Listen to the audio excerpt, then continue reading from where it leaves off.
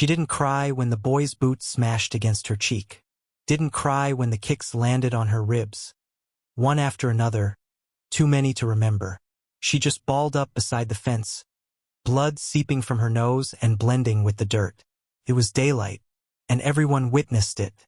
The women wrapped their shawls about them, as if they might contract whatever shame she bore. The men grinned, as if this wasn't the first time they'd witnessed a woman beaten in the dust, and they approved of the conclusion. Even the preacher stood there, his hands white-knuckled around his Bible, lips moving soundlessly. No one stirred. No one cried out. No one interfered. In Barlow Gulch, interfering meant digging your own grave. Cruelty wasn't merely accepted, it was tradition. And that woman?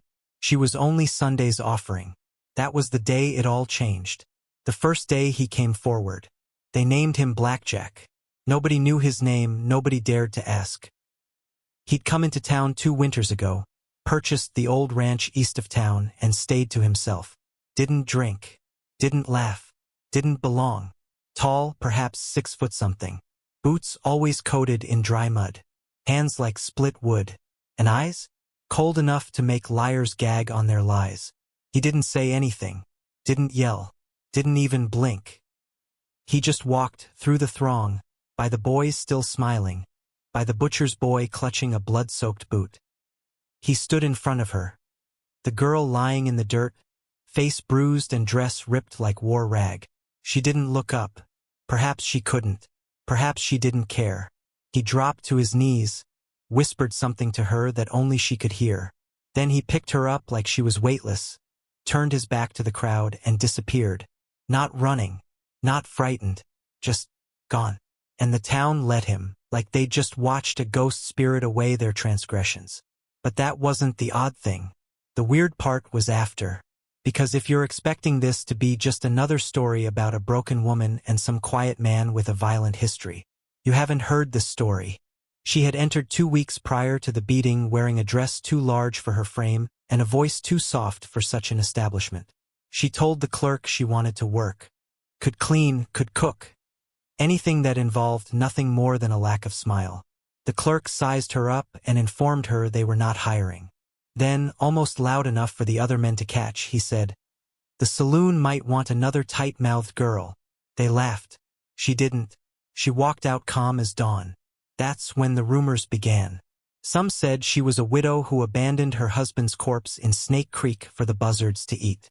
Others said she poisoned him with lye. Some were certain she was cursed, that her entire family perished in a barn fire the year the crops withered. No one knew the truth, and nobody in Barlow Gulch likes not knowing, because not knowing is the match that ignites every fire. Before long, she could not take 2 steps without a spit at her feet. A boy threw a rock. A girl poured dishwater down on her head from a window and giggled. Yet she never screamed, never demanded why, never struck back. Then there was the Sunday after church. She attempted to sit on a chapel pew, rear corner, subdued, alone. But someone had spread dung on the seat. Vit. Rotten. And still, she sat, back stiff, gaze straight ahead, dress splattered. That silence, that determination not to break, infuriated them. The next market day it required nothing. A nudge at a cart, a knocked bag of apples, and fists were flying. But nobody ever asked her who she was, where she was from, or why she never escaped. Because subconsciously they didn't want to know the truth. They wanted someone to blame, someone to hurt, someone to hate. Blackjack's ranch was up on a ridge outside of town, where the wind blew a mite slower, heavier, as if it was carrying old secrets.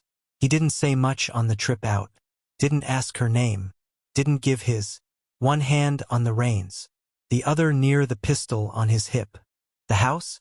2 stories. Constructed of heavy stone and timbers weathered by storms. It appeared to have endured more than storm damage.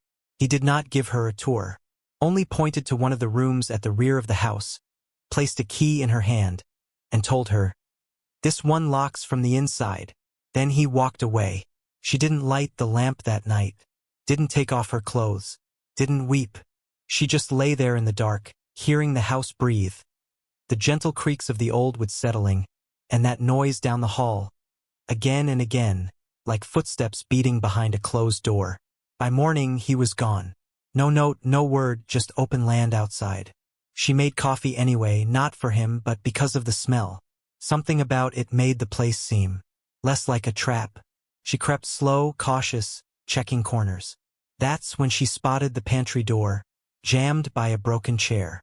She nudged it open. Behind it, a door. Smaller. Locked, but inadequately. In it, a rocking chair with one missing leg, and a dusty old quilt flung over something. She lifted the quilt back. A little girl's dress. Pink, frayed at the collar, with a rusted sheriff's badge attached to the chest. Something within her froze. A sense not of fear, but of déjà vu. As if she hadn't just entered that room, but come back to it. She stood there for a long, long time, simply gazing. Then, gently, as with something precious, she folded the quilt over the dress and shut the door. That night, Blackjack came back. A cut over his brow, battered and bloody. She didn't ask. He didn't tell.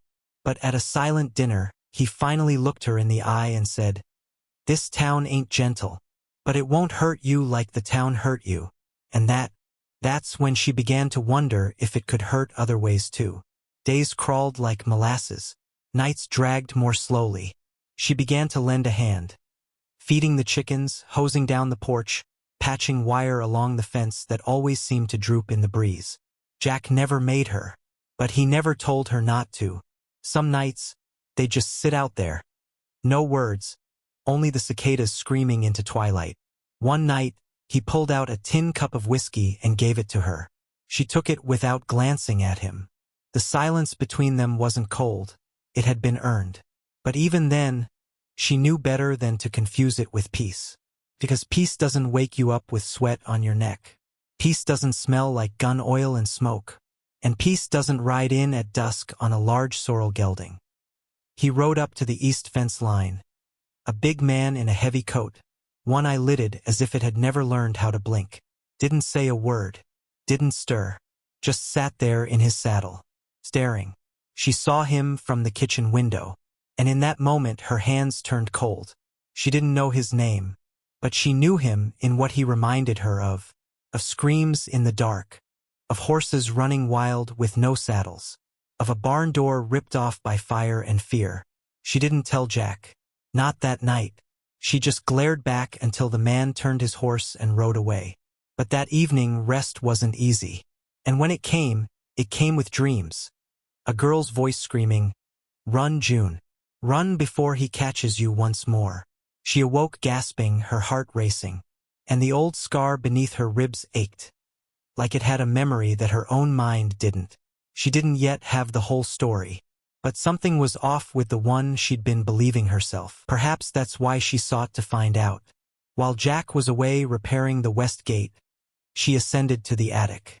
Thick dust in the air, trunks stacked like forgotten coffins. One of them bore her initials incised into the lid. There was a letter inside, postmarked 12 years ago, dated to Miss June Reading, care of Kerville Orphan Home. The handwriting? Herself. Yet she could remember no part of writing it. It stated, "If you ever see this, it means I escaped. And if I escaped, I better never forget who locked me in." She did not scream, did not cry. She simply folded it, slow and deliberate, slipped it into her shirt pocket, and walked back down those stairs like she'd lived 20 years in 5 minutes. That evening, Jack saw it in her eyes. Something had changed. Something had fallen into place. She explained everything she could recall. It wasn't all beautiful, but he didn't blink. He just filled her a glass of that harsh porch whiskey and said, "You ain't the same girl who ran. You're the one who turned back." And perhaps only that was the moment she believed it too. They did not ride off into the sunset. No music, no town applause. 2 individuals, mending fences, guarding what was theirs, and deciding each and every day to remain.